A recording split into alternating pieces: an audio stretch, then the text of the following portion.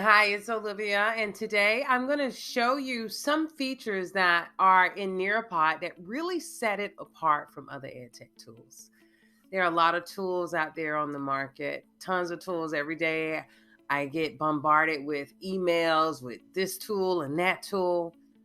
But the one thing that really sets Nearpod apart is that it combines so many of those EdTech tools into one place so that teachers don't constantly have to be learning new things. They can just have everything in one space. So I just wanted to highlight a few of those tools first. And then, secondly, is just the fact that there are over I think right now almost 10,000 lessons. So if you're a core teacher, you teach math, science, social studies, or language arts, Nearpod is going to be your go-to tool because first of all, there's so many lessons that are already pre-made and you can customize them to meet the needs of your students. You can also differentiate them and allow different groups of students to have access to the content.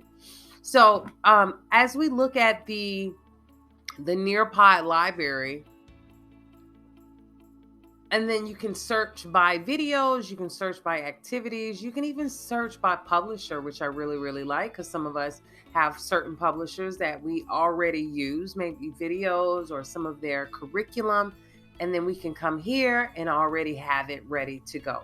So that's one awesome feature is this lesson, these pre-made lessons that also give you ideas of ways to create engaging lessons yourself.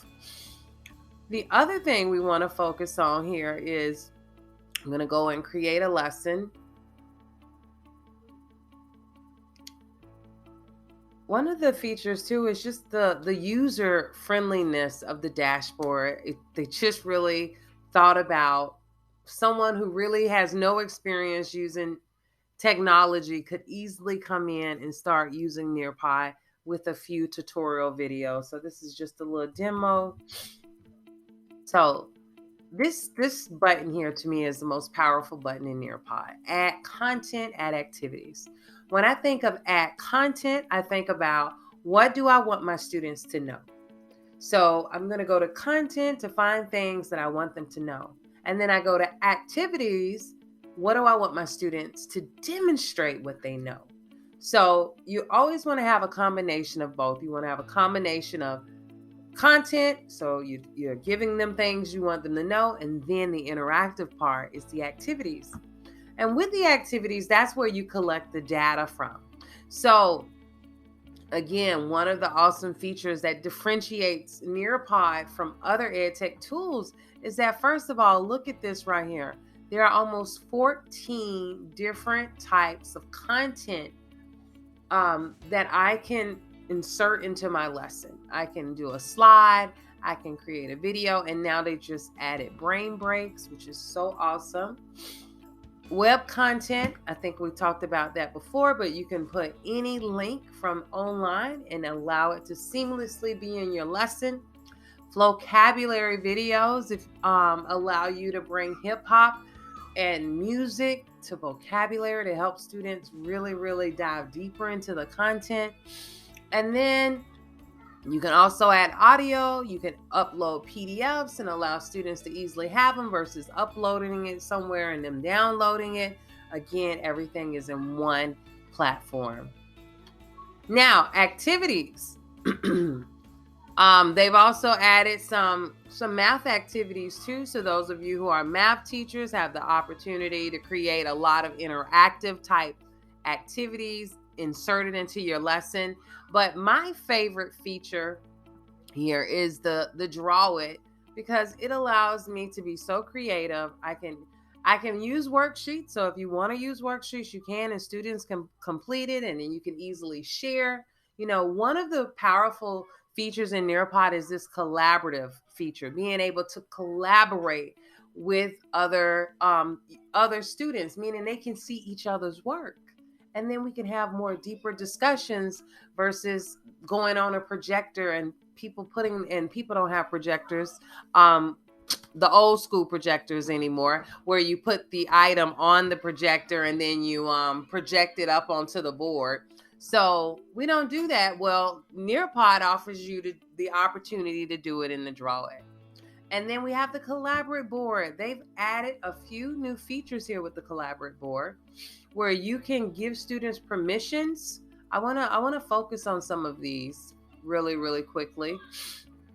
You can determine what type of media type, image, video, audio. So this is almost like a Padlet, but here now I can insert these things and students can do work in other places and come here and insert it all on one board. And then we have student options. They can see names. Maybe you turn the names off so only you can see the names and the students feel more encouraged and more positive, not feeling like, oh, someone's going to judge me. You can also they can edit their responses if you provide some feedback, and then they could go back and change it.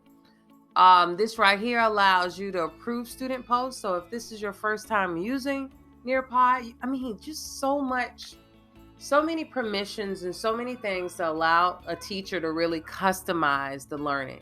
And then you can approve student comments, meaning you could have students go in and say, I would like you to comment on at least 3 other students' projects, or how they did the problem, or what they did right, or what do you wonder, what do you notice, what do you question? And then you can decide, how do you want it set up? Do you want it like columns where they go underneath each other, or I personally prefer the grid where it just kind of goes everywhere. And then you have a few options in terms of the layout and what color you want the Collaborate board to look like.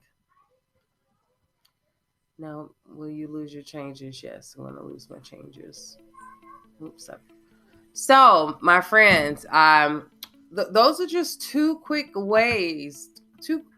Those are powerful ways that differentiate Nearpod from other EdTech tools. One other thing is we have this quick launch where you have the option to have a timer up, so you don't have to go to another site and have a timer. You can quickly do an open-ended question if you don't have time to create a whole lesson.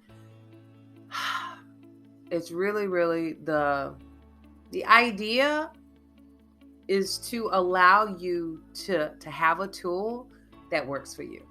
And Nearpod is a tool that works for teachers. Even the create, like they've added it where you can just create an activity.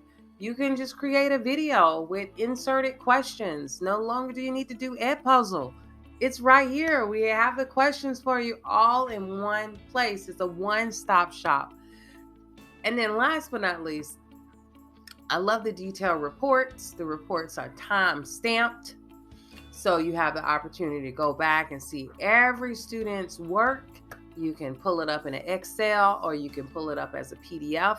And with the PDF, you can save that and you can share that during parent-teacher conferences. So, my friends, we're just going to keep this video short, but in a nutshell, Nearpod is like the cream of the crop when it comes to EdTech tools, because they've tried to combine so many features in one place so you don't have to overthink how you integrate technology into your classroom.